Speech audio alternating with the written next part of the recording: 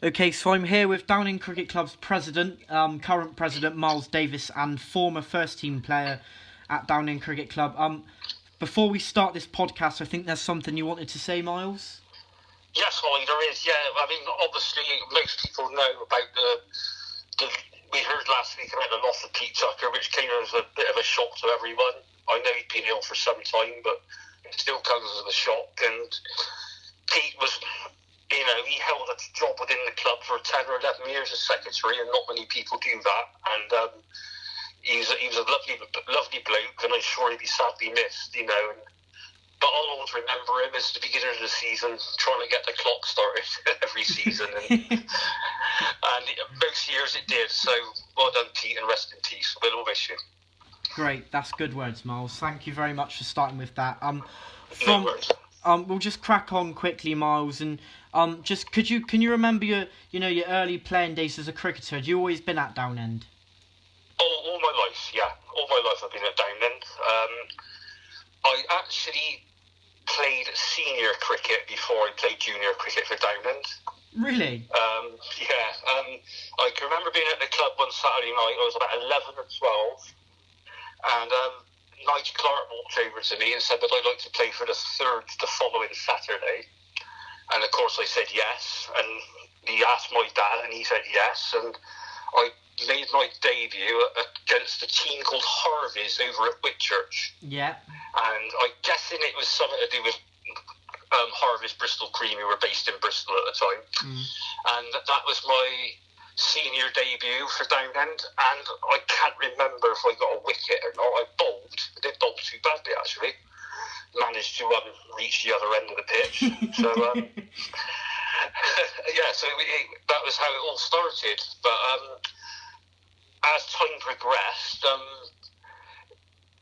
Downend at the time, I think, only really had an under-17 side, and they were very, very strong. I think Steve Farmer, Paul Hill, Nick Long, people like that. So when I was about 14 or 15, I went to play for Frampton for a couple of seasons at under-15 level. Yeah. So I could get used to playing youth team cricket, and obviously when the other guys were too old to play for under-17s, I played for Downend then from then on. So that's how it all started.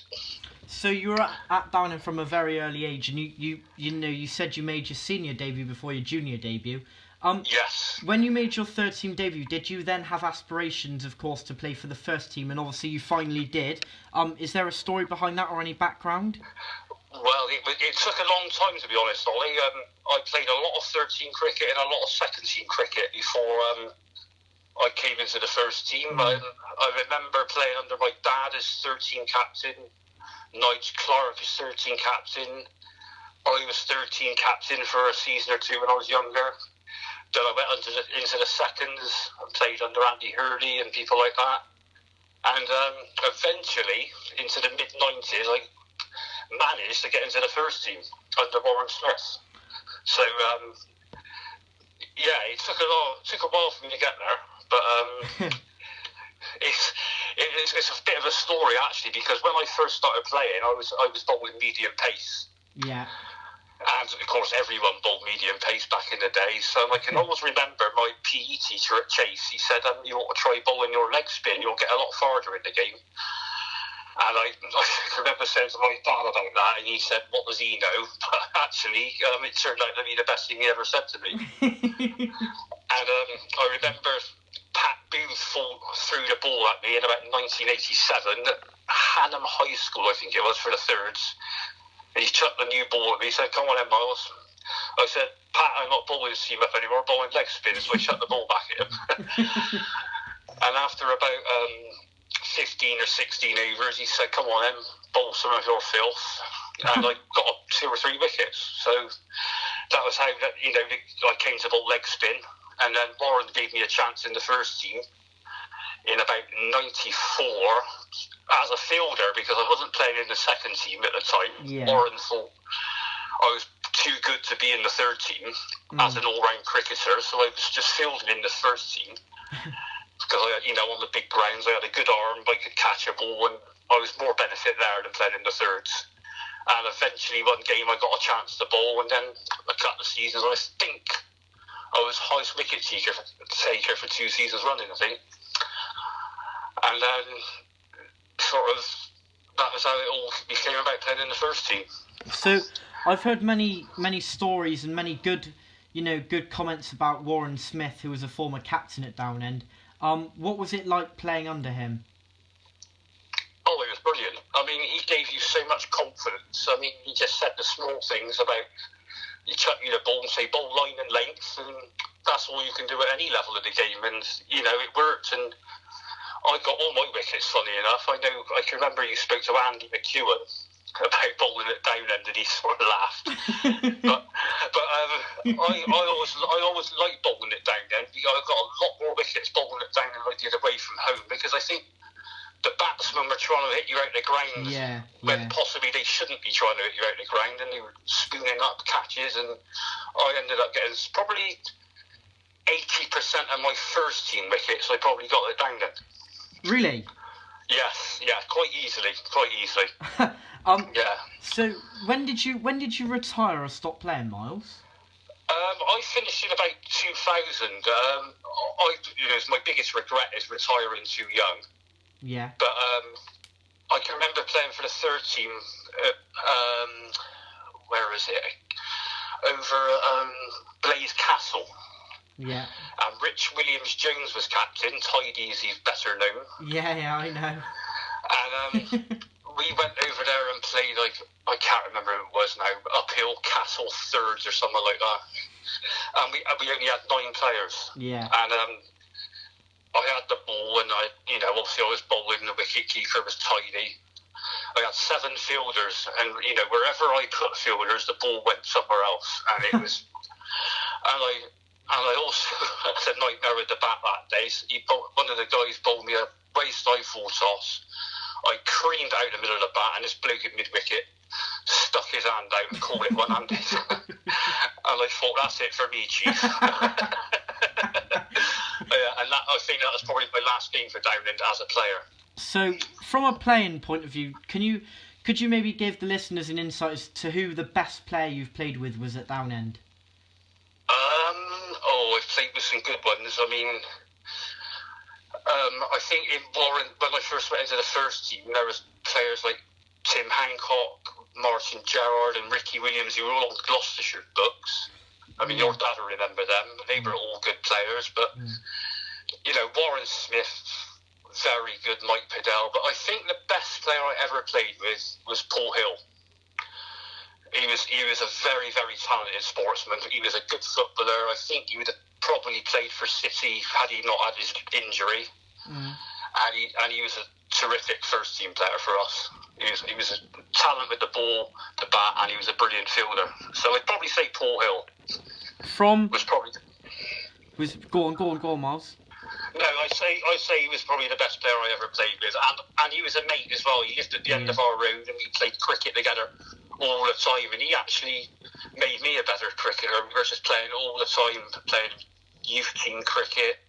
We were playing down the field. We were playing Saturdays, Sundays. We were playing probably competitive cricket 4 or 5 times a week back then. Yeah. So, we were playing a lot of cricket, and I think he got me to become a better cricketer. So I wasn't, didn't have a lot of confidence in myself in the sort of early years of my career. But he made me a better cricketer. And, of course, watching them play, you want to be like that as well. So it was, how I became a better player, I think. He's definitely the best player I played with, but Paul Hill, yeah. So Paul Hill's your best player, and from the playing side of things to off the pitch, you've told the listeners you retired in 2000, and you admitted it was too early. Yes. I've always seen you at the club. I've never seen you play. I've only seen you drinking cans of Natch.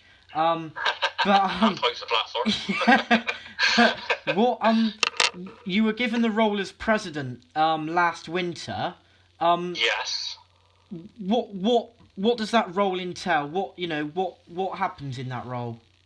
Well, for years and years, the president was, if you look at the honours board, I mean, a a lot of the presidents were just figureheads of the club. You know, Alan Upton and a couple of others. They were there. He was the president, and he was respected. But when Andy Bromley took it on, Andy became a bit more of a hands-on president, which is what I want to be. You know, I want to get involved. I want to, have a say in things that are happening, and the club's a better place for it, I think, if everyone gets involved. And I think Andy Bromley has a lot to do with me becoming hands-on president, and it was an actual honour to become president, by the way. So it's getting the club moving and staying involved, and looking forward to the role. Yeah, I was just going to mention as well about it being an honour. I remember at the AGM when someone seconded you, and you said it would be an absolute honour to do it. And yes. Last night, Wendy Kirby, who's the head of volunteers at Downend, received a call from a lifelong member saying how well you'd embraced your role and how hands-on you had been, with the redevelopment of the changing rooms through this isolation period. Is that a proud moment for yourself that someone's, looking at you as probably one of the greatest presidents at Downend Cricket Club? Oh, definitely. I mean, when I find out who that is, I'll buy him a pint. But yeah, definitely. I mean, I think. I mean, I'm certainly doing a lot more at the club than I would be normally. I'd normally be working, but obviously this, times at the moment means I can spend a bit of time at the club, which is, it's good for me, keeps me sane, and it's good for the club. It keeps it moving. There's a lot of work to be done up there, but it's getting there, and things are happening off the pitch as well, which is all good. So yeah, I'm definitely keen to be hands-on anyway.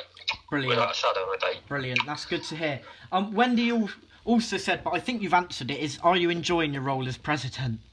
So far, obviously, we should have started playing cricket last Saturday. Yeah. I mean, but yes, so far I'm loving it, and I said to Matt and Phil, don't call me treat me like you normally do, and I knew they certainly would anyway.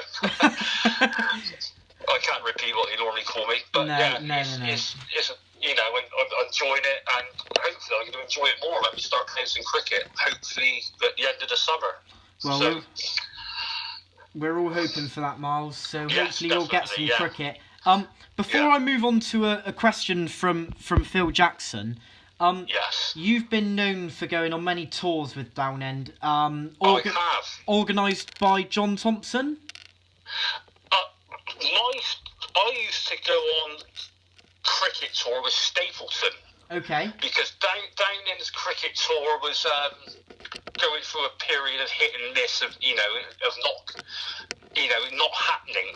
So I had the chance to go on Stapleton's 25th annual tour in 1986, and I loved it so much. And I went 15 years consecutive running. And I loved it, absolutely loved it. Playing in Devon on brilliant wickets. It was a fantastic learning curve playing down there, and obviously when I had the holidays spare, I tried to do a couple of days with Downend up in Blackpool, Manchester, and then that developed to go in more and more days, and come the end, I was going for the week, and Tomo, the legend, organised those tours, and they were very, very good fun. The cricket was good. I can't remember us losing apart from one game, which I will mention later on in the interview. Yeah.